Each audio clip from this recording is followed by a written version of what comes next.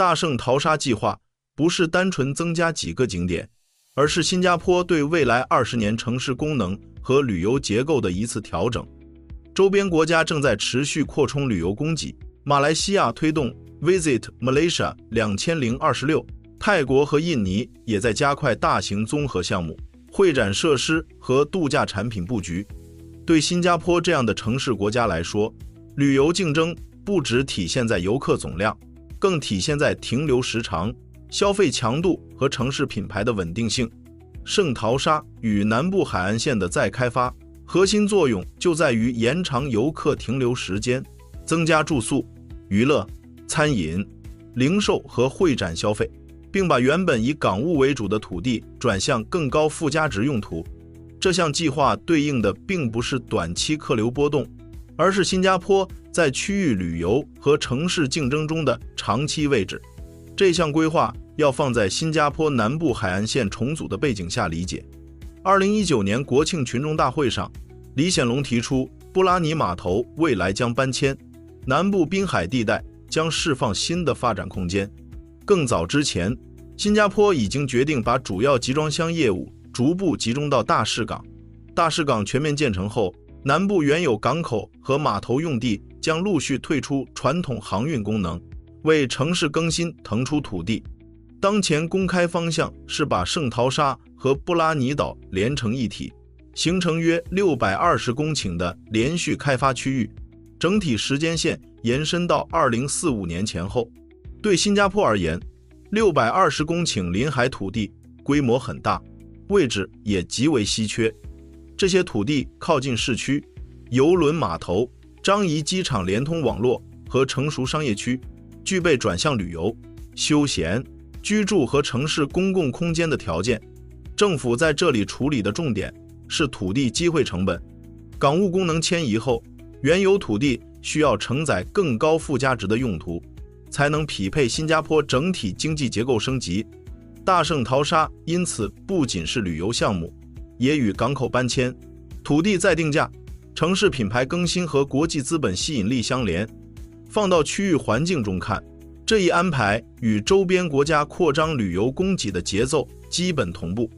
新加坡没有扩大国土和压低成本的空间，因此选择在核心区位上提高产品密度和复合度。把新加坡和马来西亚放在同一市场中观察，差异首先体现在资源结构。马来西亚拥有更大的国土和更丰富的自然与文化资源，柔佛靠近新加坡，具备短途分流能力。迪沙鲁海岸提供海滨度假产品，云顶高原拥有山地娱乐和博彩资源，槟城、美里、兰卡威、沙巴分别覆盖文化、美食、海岛和生态旅游。马来西亚的酒店、土地、人力和休闲产品价格带更宽，适合长天数度假、预算敏感型旅客和追求自然空间的客群。新加坡的条件不同，它的优势集中在交通效率、城市安全、支付便利、英语环境、标准化服务和高密度商业设施。樟宜机场长期维持区域枢纽地位，邮轮中心、地铁网络、会展设施和市区酒店之间距离短，转移成本低，适合短中停留、家庭客、商务叠加、休闲客以及高消费旅客。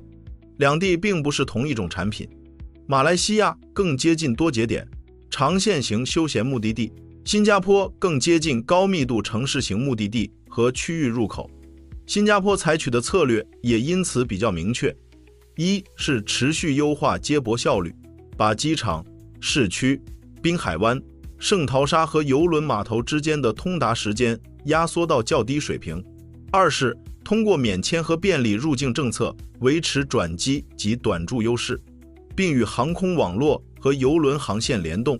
三是引入大型活动和国际品牌，提高短时间停留的消费强度，例如 F1 新加坡大奖赛、会展活动、演唱会、综合度假设施和高端零售；四是通过圣淘沙、滨海湾和南部海岸线的更新，把原本分散的消费场景连接成更完整的停留链条。对旅客而言，马来西亚提供的是更长时间和更宽预算带的度假选择。新加坡提供的是更高确定性、更低时间损耗和更集中的城市体验。对新加坡而言，关键不在于覆盖所有客群，而在于稳定吸引愿意为效率、品牌和服务支付溢价的客群。新加坡旅游发展的一个基本现实是自然资源有限，它没有大面积山地、长海岸线和低成本土地，难以依靠天然景观持续扩张旅游供给，因此长期依赖规划、建设和运营把体验组织出来。圣淘沙的发展路径本身就体现了这一逻辑。早期它依靠主题乐园、度假酒店、海滩整治和交通接驳形成休闲岛定位，后续又通过名胜世界、邮轮、会展和活动运营提升复合功能。大圣淘沙延续的是同一思路，即把住宿、娱乐、餐饮、公共空间、海滨活动、商务延伸消费和本地居民休闲整合在一个高密度区域内。这里的重要性在于可运营性，天然景观的吸引力依赖资源禀赋，而新加坡更依赖可设计、可复制和可更新的产品体系。交通、支付、治安、城市管理、品牌合作和活动策划共同构成旅游产品的一部分。游客在新加坡的消费并不只发生在单一景点，而是发生在连续场景之间，从机场到酒店，从会展到餐饮，从海滨休闲到零售娱乐，转换过程顺畅，时间损耗较低。对高成本城市而言，这种连续性能够提高单位时间消费，也有助于提高回访率。与迪拜相比，新加坡同样重视大型项目和国际品牌，但更强调系统连接和长期运营，而不是单纯依靠视觉地标。与马来西亚相比，新加坡缺少大面积自然度假空间，因此更需要把有限土地做成高频使用、全年运营的复合空间。大圣淘沙的核心功能正是提高每公顷土地的综合产出，并让本地居民、区域游客和国际游客共享同一套设施，降低淡旺季波动。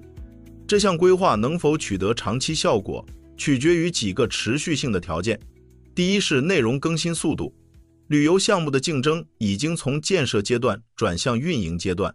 东南亚主要城市都在增加新景点、会展设施、体育赛事和娱乐活动，单次开业效应维持时间有限。圣淘沙和布拉尼未来需要持续引入新品牌、新活动和新路线，维持回访率和媒体曝光度。第二是生态与开发的平衡。南部海岸线开发涉及海岸改造、公共空间配置、游客承载量、能源使用和水资源管理。新加坡近年在城市更新中持续强化可持续标准，相关项目需要把环境指标落实到设计、施工和运营层面，才能兼顾国际品牌要求和本地社会接受度。第三是市场定位的稳定。新加坡不具备全面覆盖东南亚所有旅游需求的条件，它更适合短中停留、高消费城市休闲、商务叠加、旅游和家庭型安全出行市场。只要定位清晰，马来西亚、泰国和印尼的大体量度假产品并不必然构成直接替代，反而可能形成区域连城。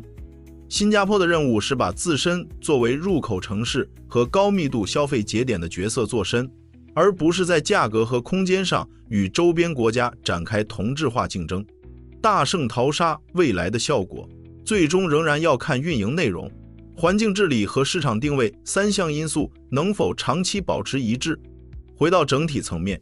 大圣淘沙的重要性在于，它集中体现了新加坡如何重新组合土地、区位、交通连接、治理能力和国际品牌，把南部海岸线从传统港务功能转向下一阶段的城市经济用途。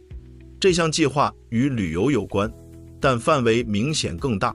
涉及港口搬迁后的土地重组、城市形象更新、国际资本和人才吸引，以及区域消费流向的再组织。新加坡在东南亚的竞争力一直建立在高效率连接和高确定性环境之上。